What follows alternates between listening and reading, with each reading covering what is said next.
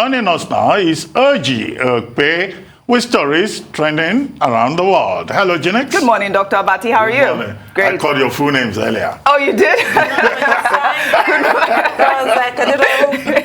He's still on the sing-song thing? Okay, no worries. Good morning, Tundu Abiola. Good morning. Good morning, Rufai. Good morning. Great. Well, good morning to you, viewers. Here are some of the stories that are trending across the globe. In the United Kingdom, a photograph was released to mark the 96th birthday of Queen Elizabeth II today, showing her with two ponies to reflect her lifelong interest in horses. Britain's longest-lived monarch will celebrate her birthday at her Norfolk estate in Sandringham, where she will be joined by her family and friends. In the United States, Carl Wayne Buntian, Texas' oldest death row inmate, is facing execution today, April 21st, for the June 1990 fatal shooting of Houston police officer James Irby during a traffic stop. The 78-year-old was sentenced to death 32 years ago. If executed, he'll become the oldest person Texas has put to death since the Supreme Court lifted its ban on capital punishment in 1976. In Nigeria, the Air Force has identified the two officers that died in a training aircraft which crashed on Tuesday. According to the Chief of Air Staff, the two officers, Abubakar Al-Khali and Elijah Karatu, were killed in the incident, which took place at the Nigerian Air Force Base in Kaduna State. The cause of the crash is still being investigated. Under sports, in Cameroon, reactions trailed the disappearance of 89 new buses used to chauffeur participating national teams, delegations, and other logistic teams during the 2021 Africa Cup of Nations. The organizing committee had reportedly purchased 90 buses to be used during the continental showpiece, but only one of the buses has been seen. The development comes after reports surfaced that the Cameroonian government was yet to pay some of the workers of the 2021 AFCON. Finally, under entertainment, Rust Movie Productions, the company behind Alec Baldwin's ill-fated western, Rust, was ordered to pay the sum of $139,793 for firearms safety failures on the set where cinematographer Helena Hutchins was fatally shot by actor Alec Baldwin. On Wednesday, New Mexico's Occupational Health and Safety Bureau announced that the fine was the highest level of citation and maximum possible fine against a film production company, allowable by state law.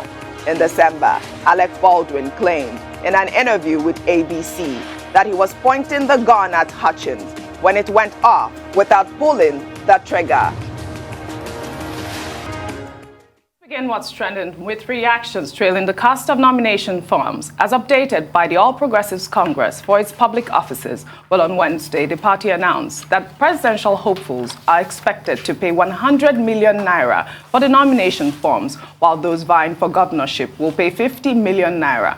The announcement has elicited varied reactions on social media, with some persons describing the fees as exorbitant in the light of current economic realities in Nigeria. Well, let's take some reactions. Well, Abayomi wrote, the salary of the president is 30 million naira annually. APC nomination form alone is more than 3 years' salary for a 4-year tenure. Eniola wrote, 8 years ago, General Buhari said he could not afford the APC presidential form, which was pegged at 20 million naira. He said he took a bank loan to purchase the form. Today, while he is leader of the APC, the party has pegged its form at 100 million naira. Well, Adenike wrote, all efforts to rule out the youth from contesting, as in, where will the youth get such an amount of money to buy a form? Do we check other countries around the world and compare the cost of picking up forms to run for a post in a political party? I tire for my nation.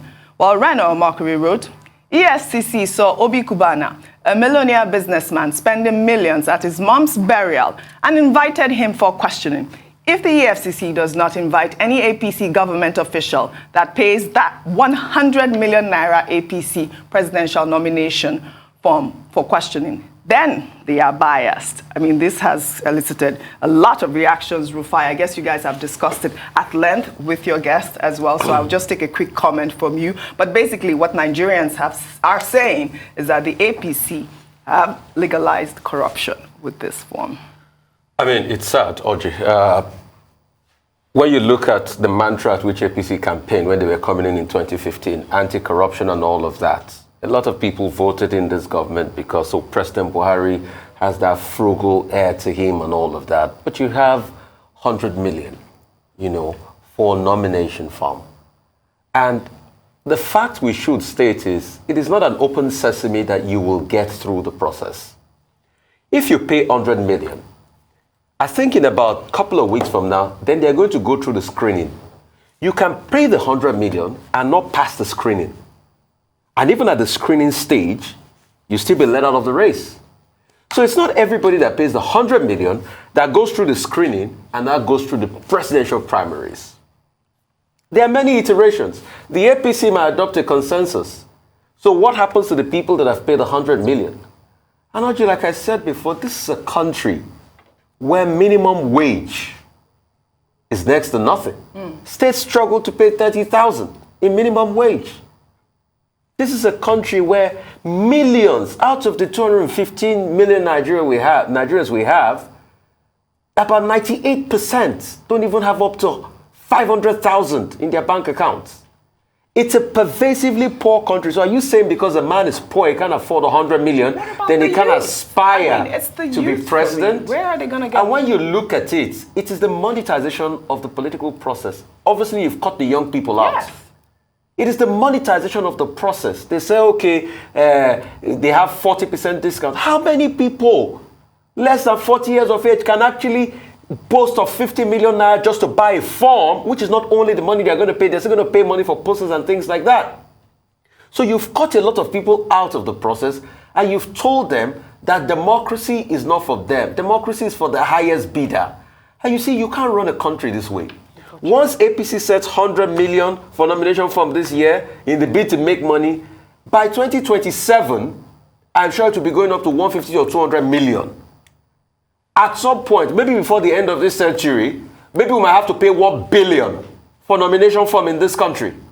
Really sad. Because if they came in 2015 and it was 20 million, it was. From 2015 to this time, it has dropped to 100 million. 2019 was 45 million. 2019 was 45 million, and in 4 years' time, it has dropped to 100 million. There's no basis for this, really. Really unfair. We'll take another story. The Christian Association of Nigeria has called for the immediate removal of Abubakar Suleiman, the executive officer of Sterling Bank, over the bank's controversial Easter message.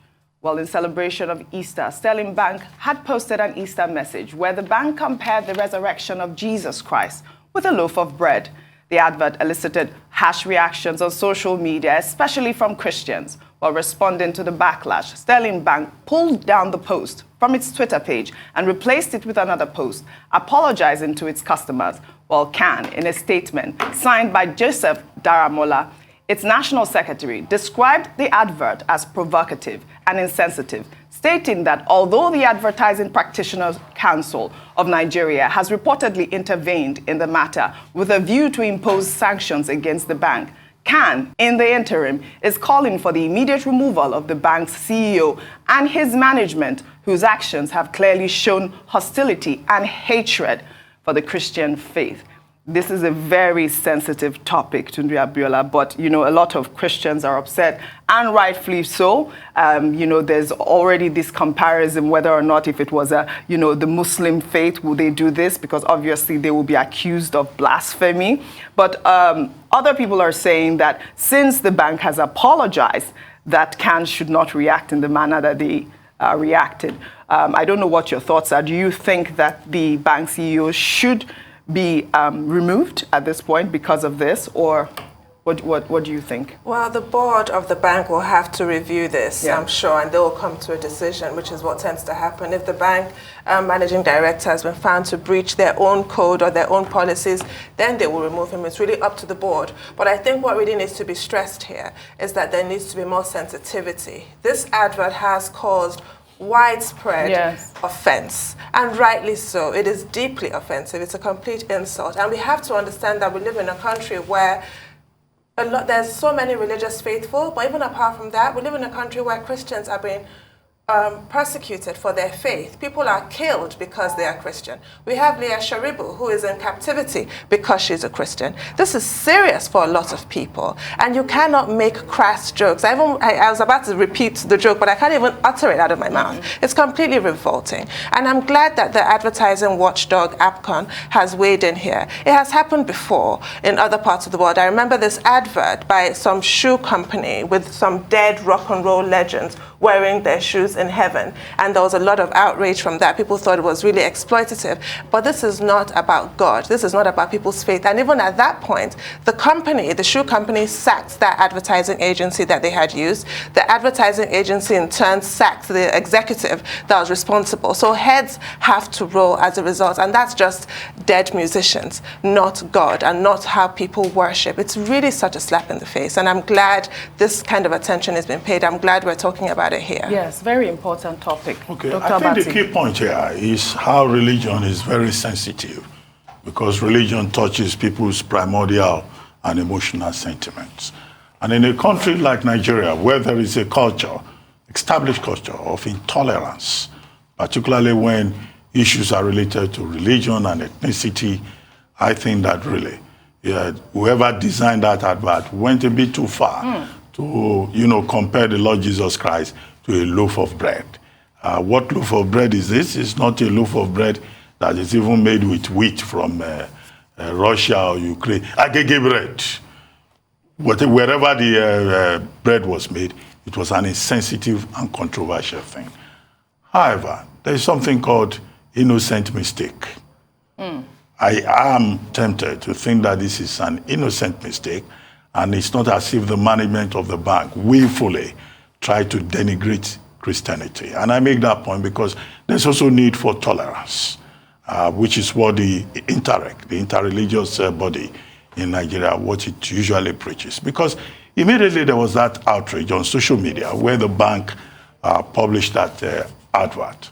They put it down immediately, and they also apologized. That in itself will be an indication that, they didn't mean any harm. And I say tolerance is important because the managing director of the bank is now being targeted as a scapegoat. And I hope it's not because he's a Muslim. His name is Abubakar Suleiman. And, Christian Association of Nigeria, yes, they've put on record their objection. And there's been some kind of tolerance on that part. If this had happened in the case of other constituencies, maybe by now, you will have heard that many branches of Sterling Bank have been set on fire, or that there have been attacks on the staff. So what is required in this situation is understanding. With the bank having shown contrition, the Advertising Practitioners Council of Nigeria, AFCON, wading into the matter. AFCON, yes, is in a position to sanction the agency. I don't want to imagine that the advert was prepared by the bank, that they are public relations, corporate affairs department prepared it. Which agency, prepared that advert? Who approved it internally? And that's where the bank, and that's where the bank comes in, because it's not necessarily the bank MD or the board. I mean, an advert is something so small, it's not likely to go all the way to the level of the board. So all of these are questions that should be raised. The agency, yes, that falls under the purview of AFCON, should be queried, and sanctioned perhaps. Then the line officers who approved it and allowed it to go, because the agency could not have published it on their own, they too have questions to answer. And this Sterling Bank case must be an example for every other organization to know that religion is so sensitive in this country that you have to be careful what you say so that you don't offend people's sensibilities. At a time when we're talking about national security, at a time we're talking about peace and stability, and the insensitive religious comments or behavior or conduct could just be that trigger that could cause bigger problems. But so far, is good, that this has not resulted in any outbreak of violence. But there should be understanding, tolerance on all sides. The contrition that has been shown by the bank should show that, well, if this was a mistake, it will probably not be a willful mistake, but an innocent mistake. Rufai, your comment on this topic. So, I come from an advertising background, and I can tell you for free, AFCON is just trying to save face. Okay. All adverts, before they go out, must go through AFCON. AFCON is supposed to verify. If AFCON is slamming this advert after it went, then AFCON has not developed enough mechanism to look at online adverts. In fact, I once had a meeting with AFCON and I brought this up. 3 years ago, since then, they've not done it. Because every television advert that you see on TV in Nigeria is vetted by AFCON. And they want you to pay a fee. And you pay a fee. As well, right? Yeah, before it goes on. Correct. So AFCON has not put in a regulatory body for online ads. Secondly, internally for Sterling Bank, there's a comms unit, and there's something in advertising we call advert testing. When you make a copy, which is an advert or a script or a material, you must test it internally across a focus group before it goes out. So if it didn't pass through a focus group for advert testing, then it also didn't pass through AFCON, which that fee you pay is supposed to be, because they're supposed to internally verify the advert and go through a focus group before it comes out, then the comms unit of Sterling Bank has to be blamed. Then AFCON too has to put in measures in place to be able to verify a lot of online adverts, which is a position I've pushed to AFCON before. The third layer, the Christian Association of Nigeria has every right to be upset. But in all of this, like the bank has apologized, let us also look at the apology, because you see, the season of Easter is that of redemption. Yes. But it's not going to exonerate the fact that that advert was tasteless. And the bank needs to pull it down.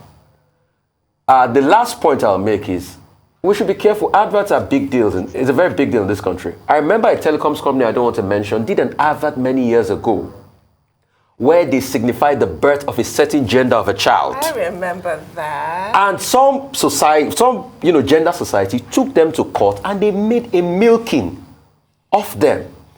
So comms department must be very careful about the ads they put out. We should all be careful. Really sad. Well, that's all I have for you on What's Trending today. I'll see you tomorrow.